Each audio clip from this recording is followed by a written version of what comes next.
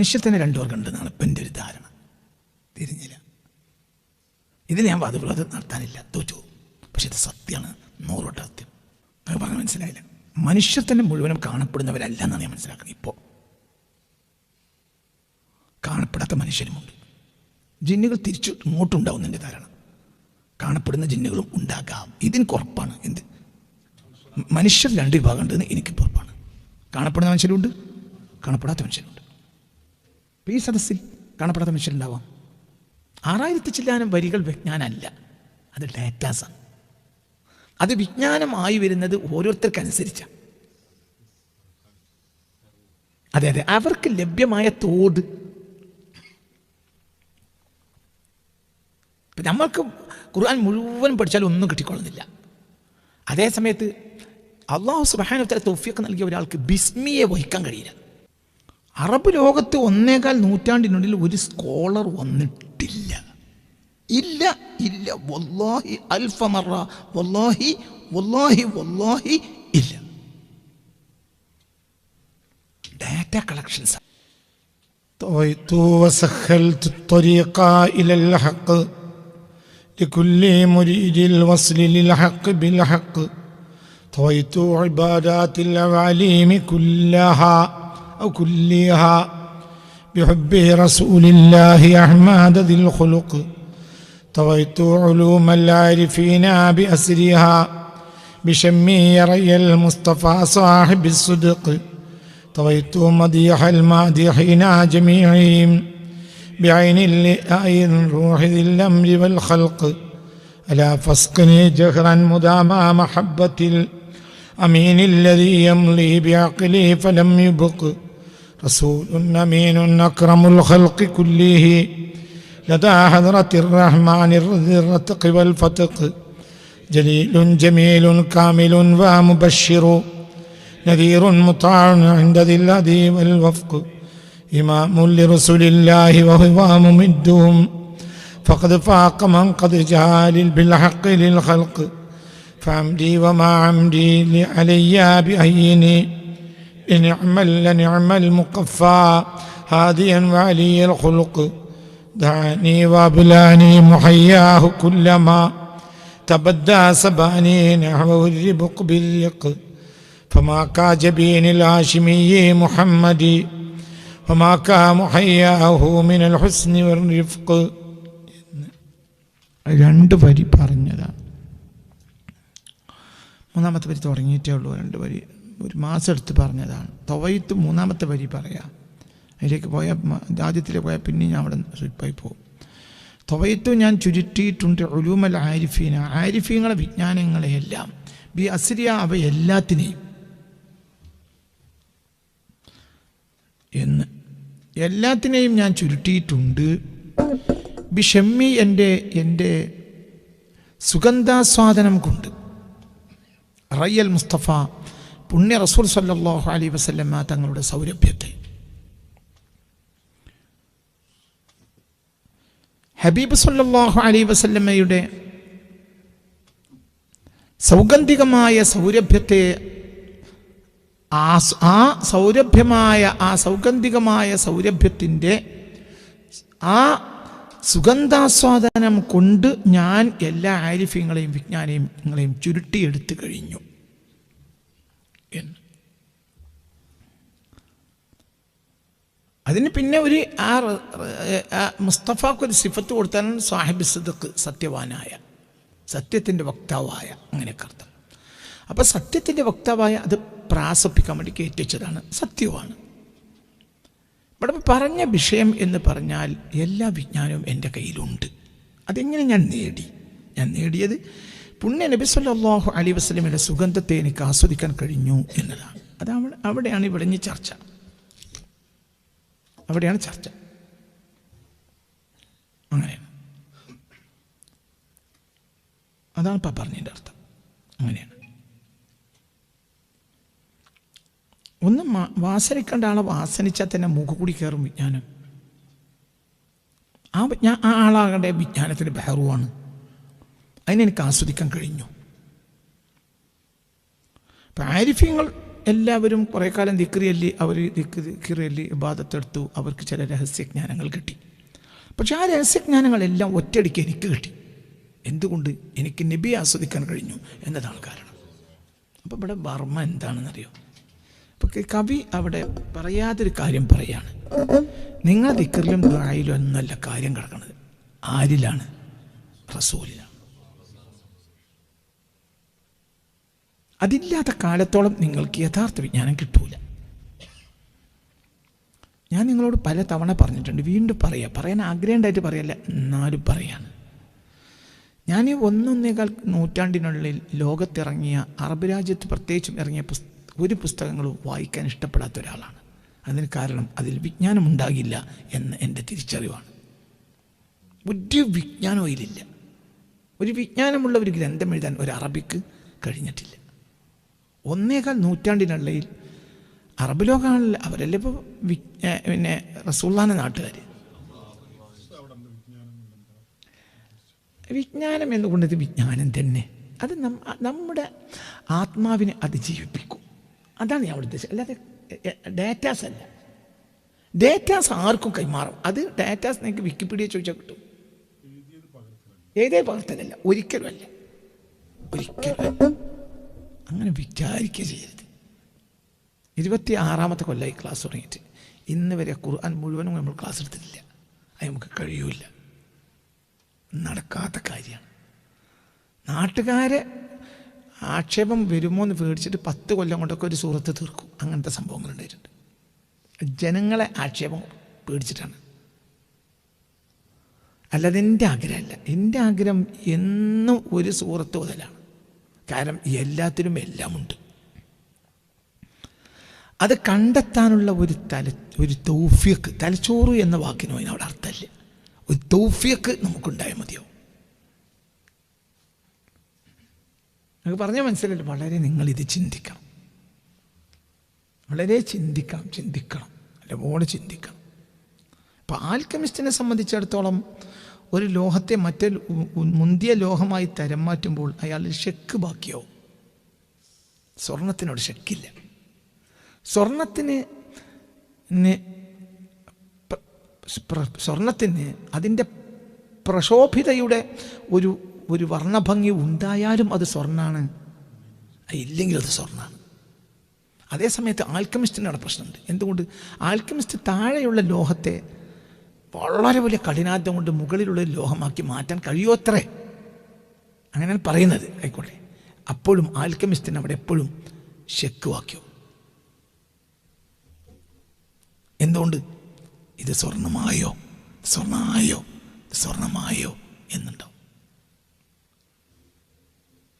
സ്വർണത്തിനായില്ലേനും സ്വർണം പ്രകാശം, സ്വർണം മങ്ങിപ്പോയാലും സ്വർണ്ണമാണ്, സ്വർണം മങ്ങിയിട്ടില്ലെങ്കിലും സ്വർണ്ണമാണ്.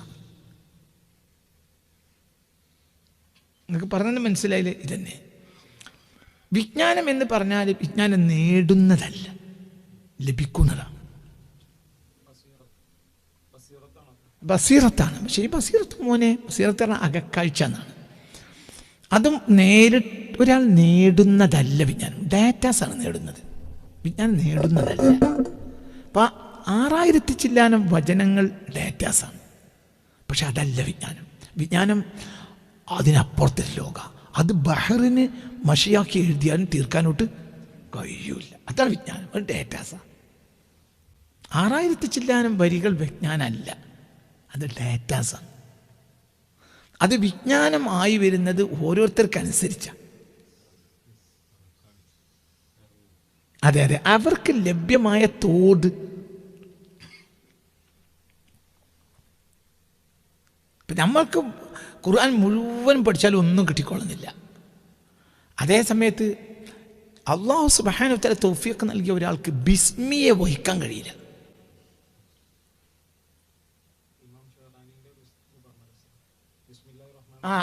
ഇമാം അലിയുൽ ഖവാസ് പറഞ്ഞ സംഭവം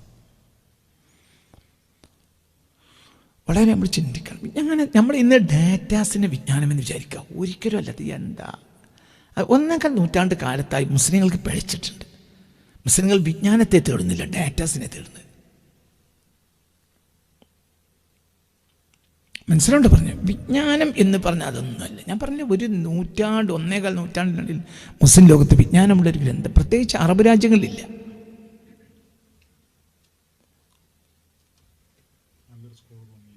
ഇല്ലല്ലോ, ഒരു സ്കോളർ ഇല്ല, വന്നില്ല എന്നല്ല, ഇല്ല.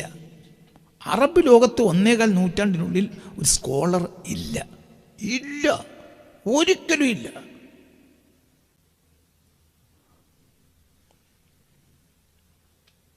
അറബ് ലോകത്ത് 1.25 നൂറ്റാണ്ടിനുള്ളിൽ ഒരു സ്കോളർ വന്നിട്ടില്ല, ഇല്ല, ഇല്ല. വല്ലാഹി അൽഫ മറ, വല്ലാഹി വല്ലാഹി വല്ലാഹി ഇല്ല.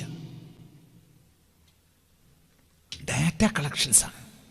അതവർ ചില കാര്യങ്ങളെ വിചാരിക്കും, അതിനനുസരിച്ച ഡാറ്റാസിനെ അവർ കളക്ട് ചെയ്യും.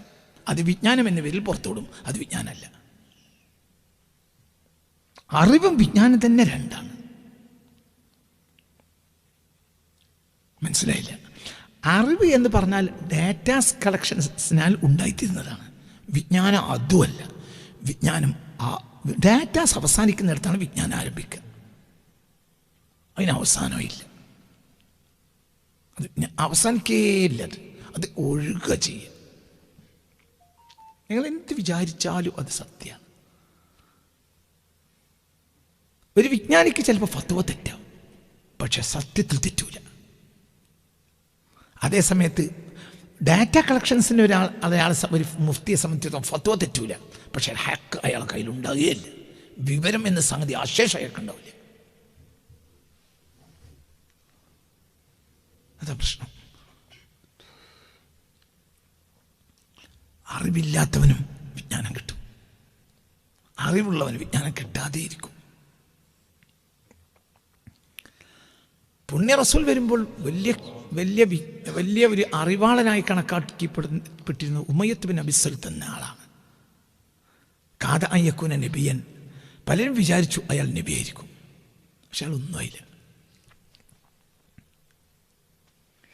അതേസമയത്ത് മാ അന ബിഖാരിഇൻ, എനിക്കൊന്നും അറിയൂല എന്ന് പറഞ്ഞ മനുഷ്യന് ജ്ഞാനത്തിൻ്റെ മഹാസാഗരം അല്ലാഹു തുറന്നു കൊടുത്തു.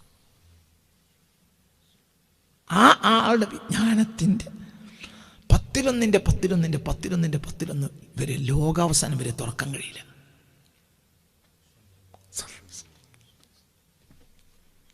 അതാണ് ആ വിജ്ഞാനത്തിൽ നീയും ഞാനും സ്വർഗത്തിലുണ്ടോയെന്ന് വരെ ഉണ്ട്. അതൊന്നും നമുക്കത് അങ്ങനെ ചിന്തിക്കാൻ കഴിയില്ല. ഹബീബാ നബി സല്ലല്ലാഹു അലൈഹി വസല്ലം എൻ്റെ ഒരു വിശ്വാസമാണ് ഞാനീ പറഞ്ഞു. നിങ്ങൾക്കതിൽ എതിര് പറയാം. വാദപ്രദം നടത്തിയാൽ നിങ്ങൾ ജയിക്കും, ഞാൻ തോൽക്കും. വിജ്ഞാനത്തിൽ വാദപ്രതിവാദം ഇല്ല, അറിവിലാണ് വാദപ്രതിവാദം.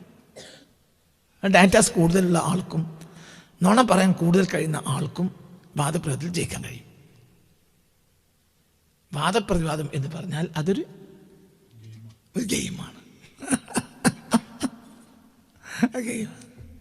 അതിന് ഡാറ്റാസിനുള്ള ബന്ധമുണ്ട്, യാഥാർത്ഥ്യവുമായി പുലബന്ധമില്ല. അപ്പോൾ അള്ളാഹു ഉണ്ടോ അള്ളാഹു ഇല്ലേ എന്ന വിഷയത്തിൽ അള്ളാഹു ഉണ്ട് എന്നത് സത്യമാണ്. അത് അനുഭവജ്ഞാനമാണ്, കേവലം ഡാറ്റാസ് അല്ല. ഡാറ്റാസിന് തോൽവി സംഭവിക്കും. ജ്ഞാനിക്ക് ജയിക്കാൻ കഴിയുള്ളൂ, അറിവുള്ളവന് തോൽക്കും. ജ്ഞാനി ജയിക്കും, അത് ജ്ഞാനസിദ്ധിയാണ്.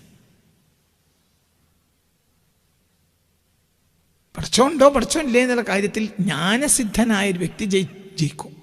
അത് കളക്ഷൻസിലല്ല, പകരം എന്താണത്? അത് ജ്ഞാനസിദ്ധിയാണ്. അറിവുള്ളവൻ തോൽക്കും. അറിവ് ഡാറ്റാസ് ഉള്ളവൻ തോറ്റു. കാരണം മറ്റവനെ സംബന്ധിച്ചിടത്തോളം അതിനേക്കാൾ ഡാറ്റാസ് അവൻ്റെ കയ്യിലുണ്ടാവും. ആർക്ക്? മനസ്സിലായില്ല? ഓപ്പോസിറ്റിൽ നിൽക്കുന്ന ഏത്യസ്റ്റിന്. അതുകൊണ്ട് ഞാൻ പലപ്പോഴും ഈ ക്ലാസ്സിൽ പറയാറുണ്ട്, ആധുനിക കാലത്ത് വാദപ്രതിവാദത്തിന് പോകരുത്. വാദപ്രതിവാദം ജ്ഞാനി നടത്തേണ്ടതാണ്. ഇന്ന് ജ്ഞാനി നമ്മുടെ കണ്ണിലില്ല. ഇല്ല എന്നല്ല, നമ്മുടെ കണ്ണിൽ ജ്ഞാനിയില്ല. ജ്ഞാനി ഒരു നോട്ടം നോക്കിയാൽ മതി, മറ്റവൻ്റെ മനസ്സ് നിറയും. ജ്ഞാനി ഒരൊറ്റ നോട്ടം നോക്കിയാൽ മതി, ഒറ്റ നോട്ടം കൊണ്ട് മറ്റവൻ്റെ മനസ്സട് നിറയും. ജ്ഞാനിക്ക് വർത്താനം പറയേണ്ട ആവശ്യവും ഇല്ല. ലോകത്തെ ഏറ്റവും കൂടുതൽ ജ്ഞാനിയായ ആൾ ഏറ്റവും കുറഞ്ഞ വർത്താനം പറഞ്ഞ ആളാണ്. കാന ഖലീലൽ കലാമി, ഏറ്റവും കുറഞ്ഞ് സംസാരിച്ച ആളാണ്. ലോകത്തെ ഏറ്റവും വലിയ ജ്ഞാനി. നമ്മൾ വർത്താനം എന്തോട് വർത്താനാണ്. കാരണം നമുക്ക് എന്തില്ല? അറിവില്ല, വിജ്ഞാനമില്ല. എന്താ പറയാന്? മേപ്പറില്ലാത്തവന് തീപ്പേടില്ലല്ലോ, അവൻ എത്രയും കത്തിക്കാം. ഇത് നിങ്ങൾ ചിന്തിക്കണം. ഇവിടെയൊക്കെ ഞാൻ തോൽക്കുന്ന ആളാണ്. നമ്മൾ തോൽക്കുന്നു എന്നതാണ് നമ്മൾ വിജയം. നമ്മൾ ജയിക്കുന്നതല്ല. ഞാൻ തോൽക്കുകയാണ്. ഞാൻ എവിടെയും തോൽക്കുന്ന ആളാണ്. വളരെ നിങ്ങൾ ചിന്തിക്കണം. ഒരു ഖുർആനിൻ്റെ കിതാബിന് ഒരു സൂറത്തിന് അർത്ഥം വെക്കാൻ 26 കൊല്ലം എൻ്റെ ക്ലാസ്സിൽ പഠിച്ചാലൊക്കെ കഴിയൂല. ഒരു സൂറത്തിന് ഇത് അർത്ഥം വെച്ചാൽ കഴിയൂല. പക്ഷെ അവന് ചില തിരിച്ചറിവ് കിട്ടിയിട്ടുണ്ടാവും. അത് മതി. അതാ ഒരു തൗഫീഖാണ്. ഞാൻ നന്നാവുന്നല്ല, എൻ്റെ ക്ലാസ്സിൽ പങ്കെടുത്തൊരു ചിലപ്പോൾ നന്നാവും. ഞാൻ എൻ്റെ റബ്ബിൻ്റെ തൗഫീഖ്, അല്ലാഹു അഅലം, എനിക്ക് അതിനെപ്പറ്റി അറിയൂല. എൻ്റെ റബ്ബ് നമ്മളൊക്കെ നന്നാക്കി തരട്ടെ. ഇതൊക്കെ വളരെ ഗൗരവമായി ചിന്തിക്കണം മനുഷ്യ. ഇപ്പം ഇതോട് പറയാൻ കാരണം എന്താ? പുണ്യ റസൂലിൻ്റെ ആ ഒരു അങ്ങനെ അവിടെ അങ്ങോട്ട് ആസ്വദിച്ചു. നബി എന്നതിനെ ആസ്വദിച്ചു. നബിയെ ആസ്വദിച്ചു കവി. അപ്പോൾ ആ കവി എന്തായത്? അപ്പോൾ കവിക്ക് വിജ്ഞാന സാഗരങ്ങൾ തുറന്നു കിട്ടി. ആ വിജ്ഞാനം എന്തൊക്കെയാണ് എന്ന് ചോദിച്ചാൽ ഡാറ്റാസ് എടുത്ത് കാണിക്കാൻ ഈ ജ്ഞാനിക്ക് കഴിയില്ല. അതേ സമയത്ത് ആ ജ്ഞാനിയുടെ വാതിൽ തുറന്നാൽ പൂട്ടാനോട്ട് കഴിയില്ല. പൂട്ടാൻ കഴിയില്ല. അങ്ങനെയാണ്. പറഞ്ഞാൽ മനസ്സിലായി. അല്ലാഹു നമുക്ക് നാഫിയ ഇൽമിനെ തരട്ടെ. നമ്മൾ ചിന്തിക്ക്. അത് അറിവിൻ്റെ അറിവാണ്. അത് എവിടെ നിന്ന് കിട്ടി? അത് പുണ്യ റസൂലിനെ അങ്ങോട്ട് ആസ്വദിച്ചു. അവിടെ പോയി അങ്ങോട്ട് കിടന്നു. അവിടെ പോയി ആസ്വദിച്ചു. പുസ്തകങ്ങളെ പിന്നാലെ പോയില്ല. പുസ്തകങ്ങൾ എന്നത് അവസാനത്തെ അവലംബവുമല്ല. പുസ്തകമാണ് അവസാനത്തെ അവലംബമെങ്കിൽ പുസ്തകങ്ങളെയല്ലേ അള്ളാഹു തആല മനുഷ്യർക്ക് കൊടുക്കേണ്ടത്? മനുഷ്യർക്ക് അള്ളാഹു ആകെ 100 ഏടും 4 കിതാബും കൊടുത്തു. അത്രയേ ഉള്ളൂ. 8 എന്ന് പറയാം. 7 എന്ന് പറഞ്ഞാൽ എഞ്ചോടി പുസ്തകങ്ങൾ പോലത്തെ ചില സാധനങ്ങളാണത്. ആദം നബിക്ക് 10, ശീസ നബിക്ക് 50, ഇദ്രീസ് നബിക്ക് 30, ഇബ്രാഹിം നബിക്ക് 10. ഒന്ന് കൊടുത്ത സംഭവം തന്നെ ഏടില്ലല്ലോ. ഏട് എന്ന് പറഞ്ഞാൽ മനസ്സിലായില്ല. ചില ഉദാഹരണം, ചില ഉപമകൾ കൊണ്ട് കാര്യങ്ങളെ മനസ്സിലാക്കുന്ന വളരെ ലളിതമായ വിജ്ഞാനത്തിൻ്റെ പകർപ്പുകളാണ് എന്ത്? ഏടുകൾ. കാക്ക കുളിച്ചാൽ കൊക്കാകില്ല പോലത്തെ ഉദാഹരണങ്ങൾ, സാരോപദേശങ്ങൾ ചില വാക്കുകളിലൂടെയും ചില ഉദാഹരണങ്ങളിലൂടെ കാര്യങ്ങളെ മനസ്സിലാക്കി കൊടുക്കലാണ് ഏടുകളിൽ ചെയ്തത്. കാരണം അവർക്ക് കട്ടിയായ വിജ്ഞാനം ആ ജനത്തിന് മനസ്സിലാക്കാൻ കഴിയില്ല. പിന്നെയാണ് വേദങ്ങൾ വരുന്നത്. വേദങ്ങൾ തൗറാത്ത്, ഇഞ്ചീൽ, സബൂർ, ഫുർഖാൻ അറിയും. ബാക്കി നമുക്ക് അറിയൂല. എനിക്കതിനെ പറ്റി ഞാൻ അറിയില്ല. ബാക്കി അറിയൂല. അല്ലാഹു അഅലം, എനിക്കറിയൂല. പണ്ട് എനിക്കതൊക്കെ അറിഞ്ഞിരുന്നു. ഇപ്പം എനിക്കതൊന്നും അറിയില്ല. കാരണം എൻ്റെ വീക്ഷണത്തിൽ വേറെയും എന്തൊക്കെ ഉണ്ടാകാം എന്നൊക്കെ ഒരു ധാരണ ഇപ്പം എൻ്റെ മനസ്സിലുണ്ട്. അതൊന്നും നമ്മളെ സംബന്ധിച്ചിടത്തോളം അറിയൂല.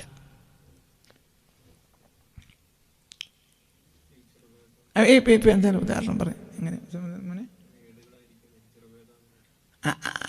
ഏടുകളായിരിക്കും ചിലപ്പോൾ. അതിൻ്റെ ഇടയിലൊക്കെ എന്തൊക്കെ ഉണ്ടായിട്ടുണ്ടാകും കുട്ടിയെ. നമുക്കിപ്പോൾ മനുഷ്യർ കാണപ്പെടുന്നവരും ജിന്നുകൾ കാണപ്പെടാത്തവരും അല്ലേ?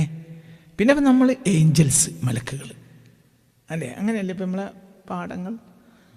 അങ്ങനെയാണ് ഞാൻ ഇതുവരെ പഠിച്ചിരുന്നത്. പക്ഷെ ഇപ്പം ഞാൻ മാറി. വീണ്ടും ഞാൻ കുറച്ചും കൂടി മാറി.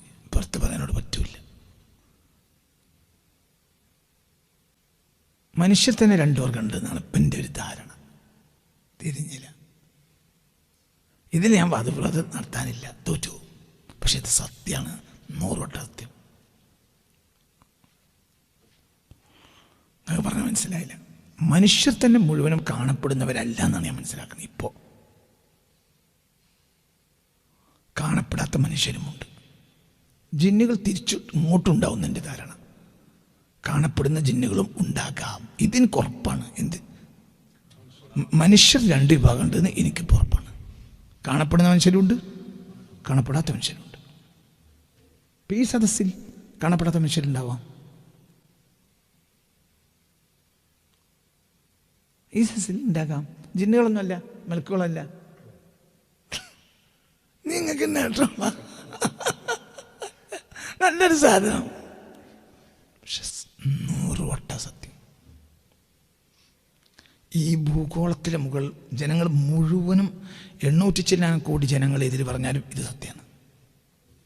കാരണം ഞാൻ കണ്ടതാണ്, ഞാൻ അനുഭവിച്ചാണ്. പിന്നെന്താ പറയാൻ പറ്റും? കാണപ്പെടാത്ത മനുഷ്യരെ ഞാൻ അനുഭവിച്ചിട്ടുണ്ട്. അത് രഹസ്യമാണ്, പറയാൻ പറ്റില്ല. ഞങ്ങളോട് പറയാം. അപ്പം നമ്മൾ ധാരണകൾ കുറച്ച് കഴിഞ്ഞപ്പോൾ തിരുത്തിപ്പോയി. മനുഷ്യർ മുഴുവൻ കാണപ്പെടുന്നവരല്ല ഞാൻ മനസ്സിലാക്കുന്നു. ജിന്നുകൾ മുഴുവൻ കാണപ്പെടാത്തവരാണോ? അങ്ങനെ ആയിക്കൊള്ളണമെന്നില്ല. അപ്പം എൻ്റെ ഒരു ഏകദേശ ധാരണയാണ്. അതിലെനിക്ക് അത്ര ഉറപ്പില്ല. പക്ഷെ ഇതെനിക്ക് ഉറപ്പാണ്. എന്ത്? മനുഷ്യർ 2 വിഭാഗമുണ്ട്. കാണപ്പെടുന്ന മനുഷ്യരുണ്ട്, കാണപ്പെടാത്ത മനുഷ്യരുണ്ട്. മരിച്ചവരല്ല, അല്ല, ഇപ്പം ജീവിച്ചിട്ടുണ്ട്. ഇനി ഞാൻ ചോദിക്കരുത്. ഇതിന് വാദപ്രതിവാദമല്ല, ചോദ്യമല്ല. ഞാൻ അള്ളാഹുവിൻ്റെ തൗഫീഖ് കൊണ്ട് അതൊക്കെ നിങ്ങൾക്ക് പറയാം. നിങ്ങൾക്ക് ഇതിന്ന് മനസ്സിലാക്കാം. നിങ്ങൾക്ക് ഒരു ഉസ്താദിന് വിശ്വാസം ഉണ്ടെങ്കിൽ നിങ്ങൾക്ക് വിശ്വസിക്കാം. നിങ്ങളെ ഉസ്താദ് നിങ്ങളോട് കളവ് പറയില്ല, നിങ്ങൾക്ക് ഉറപ്പിക്കാം. ഞാൻ അള്ളാഹിൻ്റെ കോടതി എനിക്ക് പേടിയാണ് ഞങ്ങളോട് നുണ പറഞ്ഞാൽ. പക്ഷെ ഇത് സത്യമാണ്. ഒരു ഇതെനിക്ക് പരസ്യമാക്കി പറയാനോട്ട് പറ്റൂല. പക്ഷെ ഞങ്ങൾക്ക് വിജ്ഞാനത്തിന് വേണ്ടി പറയാണ്. അപ്പോൾ അവിടെ നമ്മൾ ഇന്ന് വരെ എന്ന് പറഞ്ഞാൽ ഈ അടുത്ത കാലത്ത് വരെയുള്ള വിജ്ഞാനം, എൻ്റെ ഒരു ധാരണയെ ഞാനിപ്പോൾ തിരുത്തി. വേദങ്ങളിലും ചിലപ്പോൾ അത് തിരുത്തേണ്ടി വരുമോ എന്ന് എനിക്കൊരു ഡൗട്ട്. അല്ലാതെയും വേദം ഉണ്ടാകുമോ എന്നൊക്കെ ഒരു ധാരണ, എനിക്ക് വേറെ ചില ധാരണകൾ വരികയാണ്. അപ്പോൾ അതിലൊന്നും അത്ര ഒരു ഉറപ്പിപ്പം എനിക്കില്ല. നമ്മളൊരു കുളത്തിൽ ഇറങ്ങി നിൽക്കുന്നവർ മാത്രമാണ്. അപ്പോൾ അവിടെയുള്ള തവള, പൊളവന്, നീർക്കോലി ഇവരെ സംബന്ധിച്ചിടത്തോളം 7-ാം കടലിനക്കരെ എന്ന് പറഞ്ഞത് ആ കുളമാണ്. ആ കളത്തെ അവർ 7 ഭൂഖണ്ഡങ്ങളായി തിരിച്ചിട്ടുണ്ട്. ആ കുളത്തിന് അതിൽ തന്നെയാണ് അവർ അമേരിക്ക, അതിൽ തന്നെയാണ് അവരുടെ യൂറോപ്പ്, അതിൽ തന്നെയാണ് ഏഷ്യ. അതിലൊരു ട്രംപ് ഉണ്ടാവും, മനസ്സിലായില്ല? അതിൽ ഗസക്കാരുണ്ടാവും ആ കുളത്തിൻ്റെ ഉള്ളിൽ, മനസ്സിലായില്ലേ? അതിൽ ഗസക്ക് വേണ്ടി ഐക്യദാർഢ്യമൊക്കെ ഉണ്ടാവും. കാരണം അവരെ സംബന്ധിച്ചിടത്തോളം ലോകം എന്ന് പറഞ്ഞാൽ ആ കുളമാണ്. ഇതന്നെ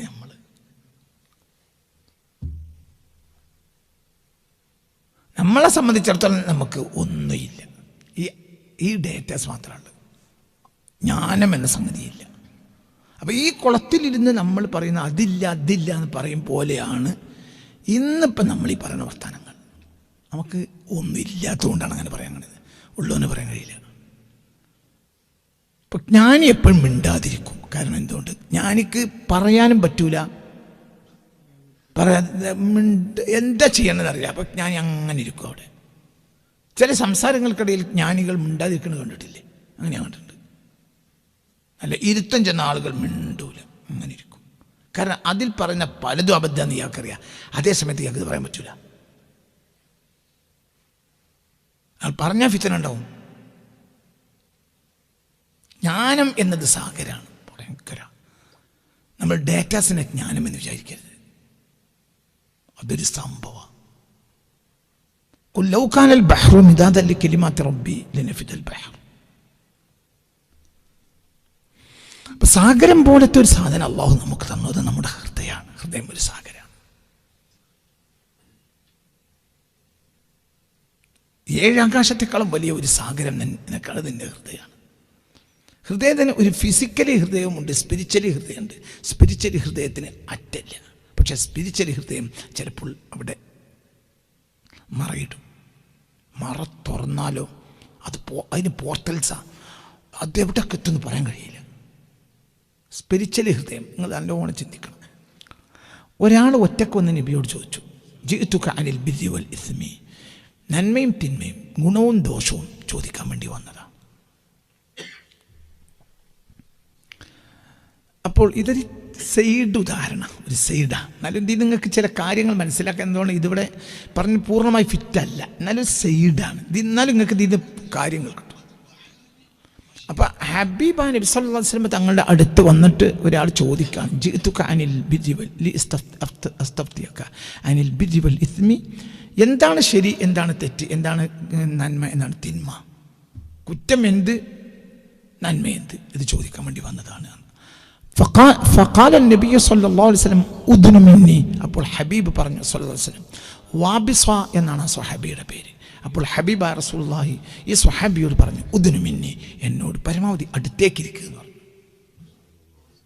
ഫദനൗതു ഇലാ റസൂലില്ലാഹി സ്വല്ലല്ലാഹു അലൈഹി വസല്ലം, അപ്പോൾ ഞാൻ ഹബീബ് സല്ലല്ലാഹു അലൈഹി വസല്ലം അടുത്തേക്ക് ഇരുന്നു കൊടുത്തു. ഫളറബ ബൈന സദിയയ സലാസ ദറബാത്തിൻ, അപ്പോൾ എൻ്റെ നെഞ്ചുകൾക്കിടയിൽ 3 അടി അടിച്ചു. ഫഖാല, എന്നോട് പറഞ്ഞു, ഇസ്തഫ്തി നഫ്സക്, ഫത്വ നിന്നോട് ചോദിക്ക്. വസ്തഫ്തി ഖൽബക്, നിനക്ക് വേണ്ട ഫത്വ നിന്റെ ഖൽബിനോട് ചോദിക്ക്.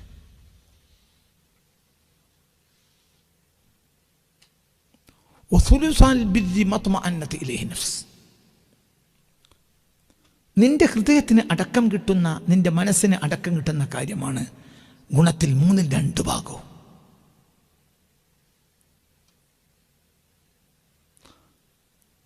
അപ്പൊ നീക്ക് സ്വർഗം ഉറപ്പായില്ലേ? എന്തിനാ നിനക്ക് കിതാബ്? അതിൻ്റെ കൂടെ വരണം. തിന്മയും നന്മയും ഈക്വലാകുന്നതിനേക്കാൾ ഒരു മീശത്തൂക്കം എന്ന് പറയാവുന്ന അളവിൽ കൂടിയാലും സഖുലത്ത് മവാസിനുഹു ആയല്ലോ. ഇത് നന്മയിലെ 2 ഭാഗവും നിന്റെ മനസ്സ് നിന്നോട് പറയുന്ന കാര്യങ്ങളാണ്. നിന്റെ മനസ്സിന് ശാന്തത ലഭിക്കുന്ന കാര്യങ്ങളാണ്. മത്മഅന്നത്ത് ഇലൈഹി നഫ്സ്, നിനക്ക് മനസ്സിന് ശാന്തത കിട്ടുന്ന കാര്യങ്ങളാണ്. നിന്റെ തുമഇനീനത്ത് എന്ന് അവിടെ പറഞ്ഞു. തുമഇനീനത്ത് എന്ന് പറഞ്ഞാൽ the last stage two your own God, നിന്റെ സ്വന്തം പടച്ചവനോടുള്ള നിന്റെ അവസാനത്തെ സ്റ്റേജാണ് തുമഇനീനത്ത്. അതിവിടെ മനസ്സാണ് കൊടുക്കുന്നത്, വേദഗ്രന്ഥമല്ല. നിങ്ങളിൻ്റെ കൂടെ വന്നിട്ടില്ല. നിങ്ങൾക്ക് നല്ലോണം തലോടുത്തി നമ്മൾ പടച്ചോനിലേക്കുള്ള നിന്റെ ആ ഒരു സെയർ, ആ പ്രയാണത്തിൽ നീ അവസാനം എത്തിക്കുന്ന സ്റ്റേജ്, ദി ലാസ്റ്റ് സ്റ്റേജ്. മനസ്സിലായില്ലേ? അതായത് അടിമ എന്ന നിലയിൽ നിനക്ക് അവസാനം എത്താനുള്ള സ്റ്റേജാണ് എന്ത്?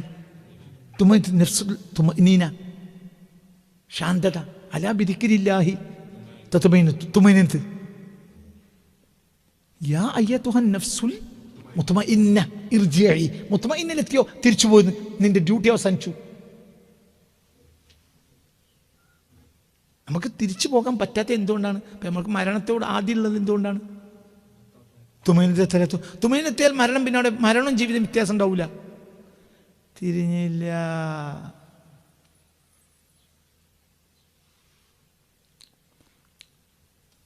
എടോ, കല്ലിൽ നീ നടന്ന് കടൽക്കരയിലെത്തും, പിന്നെ നിനക്ക് പേടിയാവും, മുന്നോട്ട് പോകില്ല. കല്ലിൽ നിന്റെ കാല് ആണ്ട് പോകില്ല. നിനക്ക് ഒരു കാലെടുത്ത് അടുത്ത കാല് വെച്ച് അതും അവിടെ സ്വൽബത്തായി നിൽക്കും. അതായത് ഉറച്ച ഒരു സാധനത്തിൻ്റെ പ്രതലത്തിൽ ചവിട്ടുന്നത് പോലെ നിന്റെ കാല് ഒരു അല്പം പോലും ആണ്ട് പോകാതെ നിനക്ക് മുന്നോട്ട് പോകാൻ കഴിയുന്ന നിന്റെ ഒരു സേഫായ അവസ്ഥ കൊണ്ടാണല്ലോ നീ കരയെ നിർഭയം മുറിച്ചിറന്ന്. ആണോ? അല്ലേ? ശരി. ദെൻ അവസാനം നീ എവിടെ എത്തി? കടൽക്കരയിലെത്തി. കടലും നിനക്ക് അങ്ങനെയാണെങ്കിലോ പിന്നെ എനിക്ക് എന്താ പ്രശ്നം? അവന് കടലെന്ത്, കരയെന്ത്, ജീവിതം എന്ത്, മരണം എന്ത്?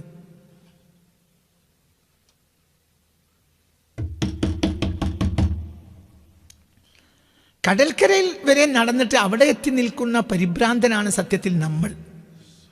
നമുക്ക് ജീവിതത്തിനപ്പുറത്തേക്ക് പേടിയാ, മരണം പേടിയാ. ഭൂരിഭാഗം ആളുകൾക്ക് ജീവിതവും മരണവും ഒരുപോലെയാണെങ്കിലോ? അപ്പോൾ അവർക്ക് പിന്നെ ഇഷ്ടം എന്തായിരിക്കും? മരണമായിരിക്കും. എന്തുകൊണ്ട്? കാണാത്ത ലോകങ്ങൾ കാണാലോ. രാഗിപ്പറക്കുന്ന ചെമ്പരുന്തേ എന്നൊരു കവിത ഉണ്ടായിരുന്നല്ലോ പണ്ട്. രാഗിപ്പറക്കുന്ന ചെമ്പരുന്തേ എന്നൊരു കവിത. അത് കാലിക്കറ്റ് യൂണിവേഴ്സിറ്റിയിലെ വൈസ് ചാൻസലറും സുമാറായി കൂടി തമ്മിൽ ബോംബൻ തർക്കം നടന്നിട്ടുണ്ട് ആ വിഷയത്തിൽ. 1986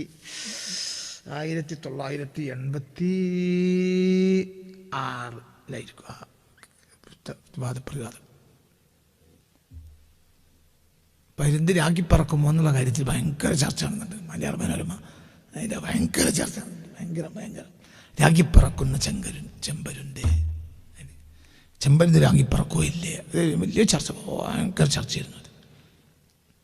എന്നെ സാഹിത്യത്തിലേക്ക് അടുപ്പിച്ചതൊക്കെ ആ ചർച്ചകളാണ്. സാഹിത്യക്കാർ ജ്ഞാനികളുടെ ചർച്ചകൾ എപ്പോഴും നമുക്ക് ഗുണമുണ്ടാക്കും. അപ്പോൾ എന്ന് പറഞ്ഞതുപോലെ വിലയും കണ്ടു വിളക്കും കണ്ടു എന്നൊക്കെയാണ് അതിൻ്റെ ബാക്കി പറയുന്നത്. അപ്പം അകിപ്പറക്കുന്ന ചെമ്പരുന്തേ നീയുണ്ടോ മാമാങ്ക വില കണ്ടു, വിലയും കണ്ടു വിളക്കും കണ്ടു, കടൽ തീര കണ്ടു കപ്പൽ കണ്ടു. മനസ്സിലായില്ലേ? അപ്പം എന്താണ് ഇതിനപ്പുറത്തേക്ക് പോകാനൊരു കൊതിയാണത്.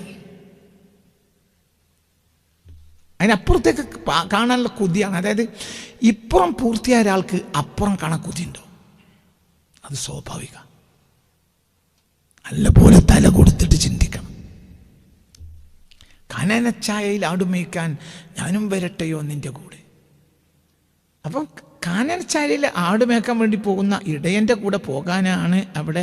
രമണനാണെന്നാണ് തോന്നുന്നത്. രമണനാണെന്നാണ് എൻ്റെ ഓർമ്മ. രമണനായിരിക്കുക അത്. കാനനച്ചായയിൽ ആടുമേയ്ക്കാൻ ഞാനും വരട്ടെയോ നിന്റെ കൂടെ എന്ന്. അപ്പം ആടുമേക്കാൻ പോകുന്ന ഇടയൻ്റെ കൂടെ പോകാൻ കുട്ടിക്ക് കൊതിയാണ്. ഒരുപാട് കാര്യങ്ങളുണ്ട് അതിന് പിന്നിൽ, എല്ലാം കൂടി ഞാൻ എടുത്തവിടെ പറയുന്നില്ല. അപ്പം എന്താണത് പുതിയ കാണാനുള്ള ത്വര? എന്തുകൊണ്ട്? ഇവിടെ കാണാനൊക്കെ കണ്ടു കഴിഞ്ഞു, ഇവിടെ ആസ്വദിക്കേണ്ടത് ആസ്വദിച്ചും കഴിഞ്ഞു. ഇനി കാനനച്ചാലയിൽ ആടുമേക്കുന്നവൻ്റെ കൂടെ പോയാൽ കാടും കാണാലോ. അപ്പൊ തുമൈനത്തുള്ള ഒരാളെ സംബന്ധിച്ചിടത്തോളം അയാൾക്ക് ഇഷ്ടമല്ലതല്ലേ പടച്ചോൻ പറയേണ്ടത്? ഇർജിഇ, പോര്, ഇലാ റബ്ബിക്ക് റാളിയത്തൻ മർദിയ, നിനക്കും ഇഷ്ടം എനിക്കും ഇഷ്ടം. റാളിയത്തൻ മർദിയ, രണ്ട് ഇഷ്ടങ്ങളാണ് അവിടെ കൂടിയത്, രണ്ടൊക്കെ ഇഷ്ടം. പിന്നെ അവിടെ നിന്റെ എഴുതിയ പേപ്പർ വേസ്റ്റാണ്. പേപ്പർ എന്ത് ചെയ്യുമെന്നറിയോ? പേപ്പർ അവിടെ എന്ത് ചെയ്യും? നീ ചെയ്ത അമലുകളുടെ പേപ്പറൊക്കെ അവിടെ എന്താ പറയുക, പോപ്പുലർ എന്താ പറയുക, പ്ലൈവുഡ് കമ്പനി കൊടുക്കും. ഒരുപാട് നന്മ ചെയ്തിട്ട് ആ പേപ്പറൊക്കെ മലക്കൾ വഹിച്ചു കൊടുക്കുമ്പോൾ അവർ തലശ്ശേരിക്ക് പഠിച്ചാൽ വെക്കും. എന്ത്? നിങ്ങൾ പ്ലൈവുഡ് ഉണ്ടായിക്കോളി. കാരണം നിനക്കും ഇഷ്ടം എനിക്കും ഇഷ്ടം. നിനക്കും ഇഷ്ടം കണക്കാണ്, പിന്നെ വേസ്റ്റാണല്ലോ. എന്ത് റാളിയത്തൻ മർദിയ, നിനക്കും ഇഷ്ടം എനിക്കും ഇഷ്ടം, രണ്ടാൾക്കും ഇഷ്ടമായും കഴിഞ്ഞാൽ പിന്നെ പേപ്പർ എന്താണ്? വേസ്റ്റാണ്. അത് വേഗം പിന്നെ നല്ലത് എന്തിനു കൊടുക്കലാണ്? പ്ലൈവുഡ് കമ്പനി കൊടുക്കാണ്. പഠിച്ചോ പ്ലൈവുഡ് കമ്പനി കൊടുക്കും. പേപ്പർ പിന്നെ നമുക്ക് മഹേശ്വരിലെത്തിയാൽ തലശ്ശേരി വിട്ടിട്ടുണ്ടോ? അവിടുത്തെ തലശ്ശേരി മഹേശ്വരിയിൽ തലശ്ശേരി ഉണ്ടാവും. ആ തലശ്ശേരിക്ക് പ്ലൈവുഡ് ഉണ്ടാക്കാൻ പറ്റും. എന്ത് സാരിയങ്ങളെ പേപ്പർ കെട്ട്. കാരണം അത് വേസ്റ്റാണ്. കാരണം ഇവിടെ ആവശ്യത്തിലേ ഉള്ളൂ. നിനക്കും ഇഷ്ടം, നിന്നിഷ്ടം എന്നിഷ്ടം. അതയ്യോ റാളിയത്തൻ മർദിയ, നിനക്കും ഇഷ്ടം എനിക്കും ഇഷ്ടം. തല കൊടുത്തിട്ട് നമ്മൾ ഇതൊക്കെ ചിന്തിക്കണം.